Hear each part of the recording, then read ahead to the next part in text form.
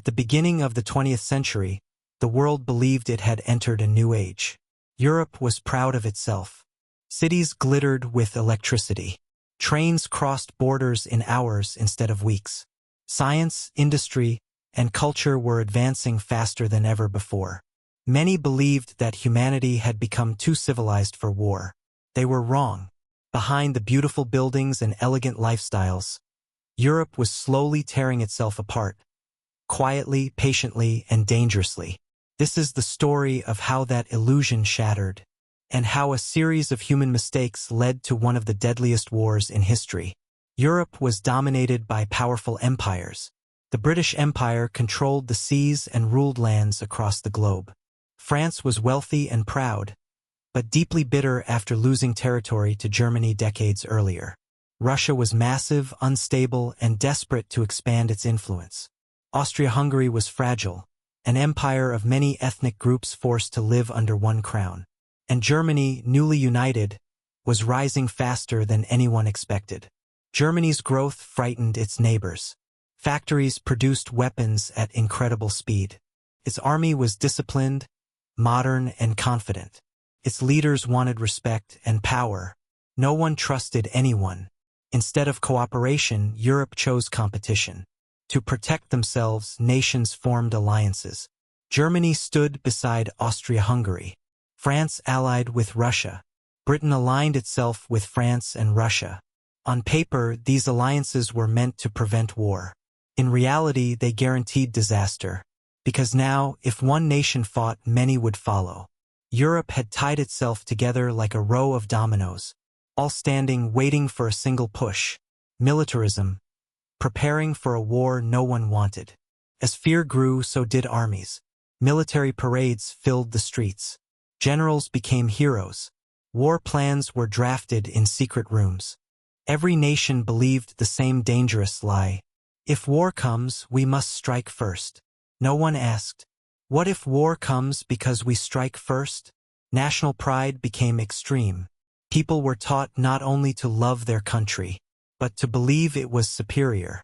This was especially dangerous in Eastern Europe. In the Balkans, many ethnic groups wanted freedom from empires. Serbia dreamed of uniting all Slavic people. Austria-Hungary saw this dream as a threat to its survival. The Balkans became Europe's most unstable region. They called it the powder keg of Europe.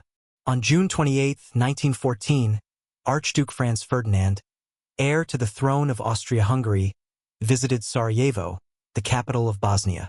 It was a symbolic visit, meant to show strength. But nationalist groups saw it as an insult. Several assassins waited along the route of his motorcade. One attacker threw a bomb, but it failed. The Archduke survived. It should have ended there, but fate intervened. Later that day, the driver made a wrong turn. The car stopped, and by pure chance, Gavrilo Princip, a 19-year-old nationalist, was standing nearby. He stepped forward and fired 2 shots. Franz Ferdinand was dead. So was his wife, Sophie. 2 bullets. 1 moment, and the world changed forever. Austria-Hungary blamed Serbia. Instead of investigating carefully, instead of calming the situation, leaders chose anger. Germany promised full military support, a decision known as the blank check. Austria-Hungary sent Serbia an ultimatum so harsh it was almost impossible to accept. Serbia agreed to most demands, but not all. That was enough. On July 28, 1914, Austria-Hungary declared war on Serbia. A small conflict had begun, but it would not remain small. Russia mobilized its army to protect Serbia. Germany saw this as a threat. On August 1st, Germany declared war on Russia. 2 days later, Germany declared war on France. To defeat France quickly, Germany invaded neutral Belgium. That single invasion changed everything. Britain had promised to protect Belgium. On August 4, 1914, Britain declared war on Germany. In less than a week, Europe was at war.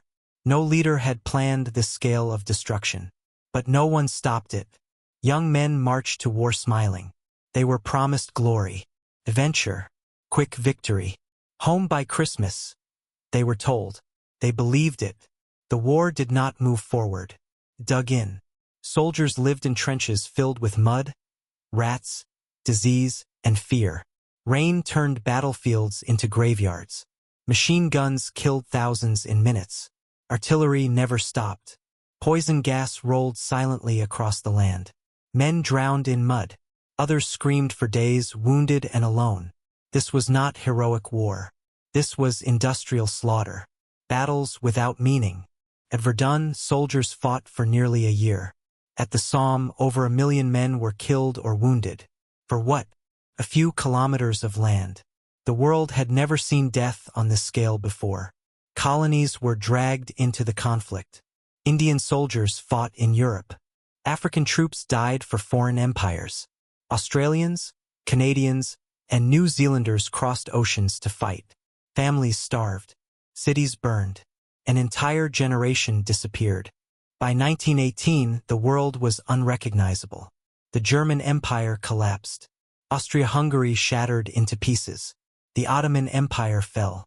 The Russian Empire collapsed into revolution. Over 17 million people were dead. The survivors were broken physically and emotionally. The Treaty of Versailles punished Germany harshly. Instead of healing Europe, it humiliated it. Anger replaced reconciliation. And the world ignored the warning signs. World War I was not inevitable. It happened because leaders chose pride over patience. Alliances removed the chance to step back. Fear silenced reason. And no one stopped the chain reaction. One assassination, followed by bad decisions, made by humans. Final reflection. The greatest disasters in history begin when people refuse to stop, think, and talk. The war ended over a century ago, but its consequences still shape our world today. And that is why World War I is remembered as one of the biggest mistakes humanity ever made. By the winter of 1914, one truth had become impossible to ignore. This war was not ending soon. The quick victory promised by generals never came. Instead, Europe froze in place, locked in a deadly stalemate. From the North Sea to the Swiss border, two massive armies stared at each other across trenches filled with mud, fear, and death. Every day, men woke up unsure if they would survive until nightfall. And every night, thousands didn't. Life in the trenches. Trench warfare became the symbol of World War I. Soldiers lived underground like animals. Rain flooded the trenches. Rats fed on the dead. Lice spread disease. The smell of decay never left. Sleep was rare. Fear was constant. And the worst part? Most soldiers never even saw the enemy. Death came from shells fired miles away. Weapons that changed warfare forever.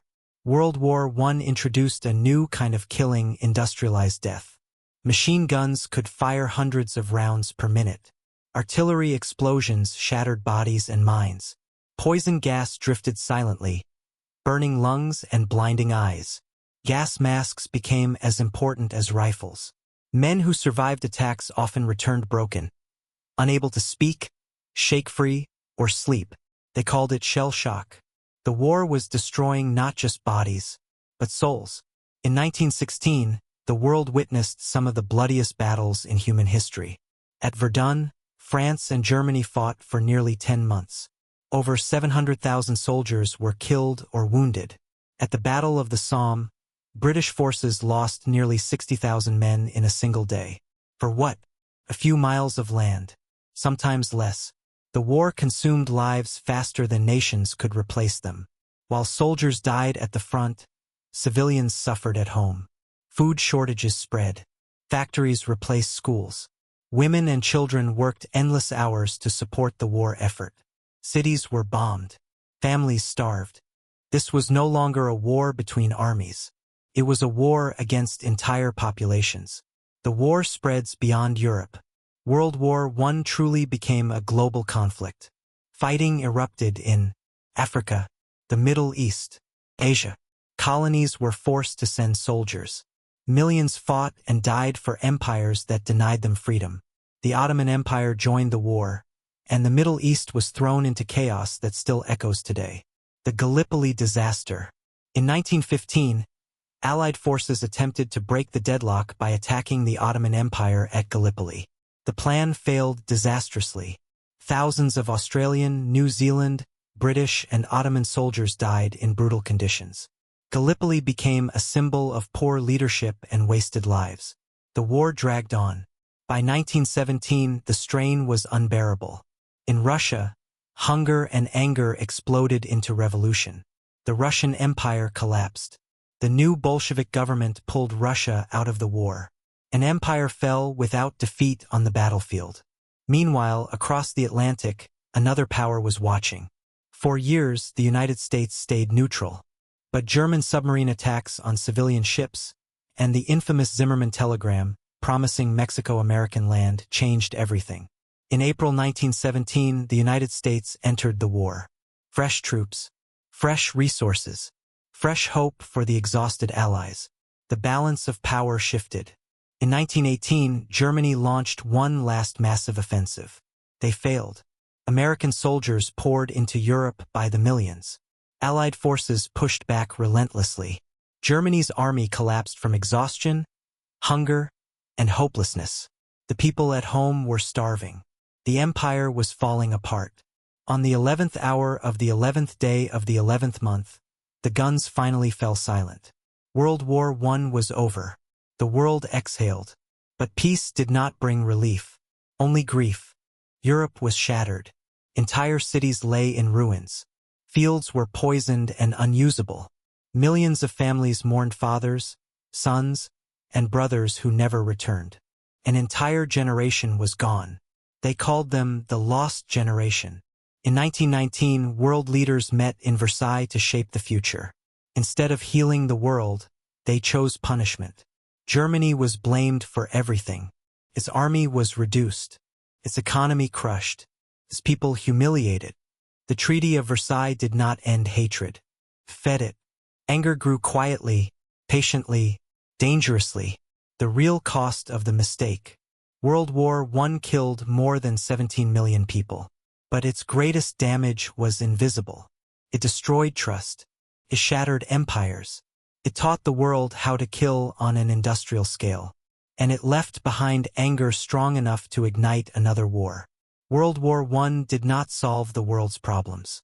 It multiplied them. It proved that modern war could destroy civilization itself. And it left humanity with a terrifying lesson. When mistakes are ignored, they return stronger and deadlier. When the guns fell silent in November 1918, the world believed the nightmare was over. Cities celebrated. Soldiers returned home. Leaders spoke of peace. They called World War I the war to end all wars. It was a beautiful lie, because the war had ended on the battlefield, but it continued in the minds of millions. Europe was physically destroyed. Entire regions were reduced to rubble. Factories were silent. Farmland was poisoned by shells and gas. But the deeper damage was invisible. Men returned home broken, physically and mentally. Families mourned sons who never came back. Nations were drowning in grief, anger, and exhaustion. The world was not ready for healing. It was ready for blame. In 1919, the victorious powers gathered in Versailles to decide the future. Germany was not invited to negotiate. It was summoned to accept punishment. The treaty declared Germany solely responsible for the war. Its military was reduced to almost nothing. Its land was taken away. Its colonies were stripped. Its economy was crushed by massive reparations. To many Germans, this was not peace. It was humiliation. The treaty destroyed Germany's pride and its stability. Germany struggled to survive. Inflation spiraled out of control. Money became worthless. People carried wheelbarrows of cash just to buy bread. Savings vanished overnight. Jobs disappeared. Hunger spread.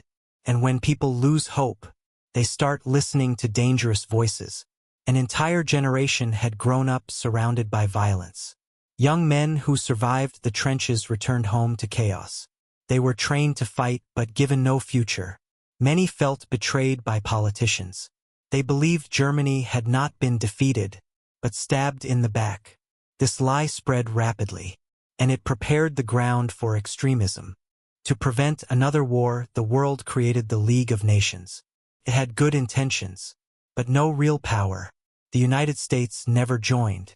Decisions required agreement from everyone. Aggressors were rarely punished. The world wanted peace, but refused to defend it. The rise of extremism. As democracies struggled, extremist movements grew stronger. In Germany, anger turned into nationalism. Promises of revenge became popular. Democracy was blamed for weakness. People wanted order. Bride. A strong leader. Someone who would undo the humiliation of World War I. And then he appeared. Adolf Hitler and the exploitation of pain. Adolf Hitler was a failed artist, a war veteran, and a master of manipulation. He told Germans exactly what they wanted to hear, that they were not guilty, that they were victims, that their nation would rise again. He blamed the Treaty of Versailles, politicians, minorities, and he promised greatness. Slowly, dangerously, people believed him. Hitler used World War I as a weapon. He spoke of lost honor, of stolen land, of revenge. Every speech reopened old wounds, and every promise pushed Germany closer to war. Germany began breaking the Treaty of Versailles, rebuilding its army, rearming its forces, reclaiming territory. Other nations noticed, but did nothing. They remembered World War I. They feared another war, so they chose appeasement. And appeasement only made Hitler bolder. From broken peace to global war. By the late 1930s, the path was clear. Germany invaded Poland in 1939. World War II had begun. A war even more destructive than the first. With death camps, nuclear weapons, and over 70 million lives lost. World War II did not come out of nowhere. It was the direct result of a harsh and humiliating peace. Economic collapse, political instability, fear of confronting aggression.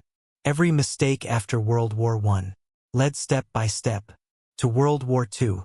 World War I was not just a tragedy. It was a warning the world ignored. And because of that, humanity paid an even greater price. Peace built on punishment will never last. History does not forgive unfinished lessons. World War I created the conditions for World War II, and together, they stand as humanity's greatest failure. To learn from its own mistakes,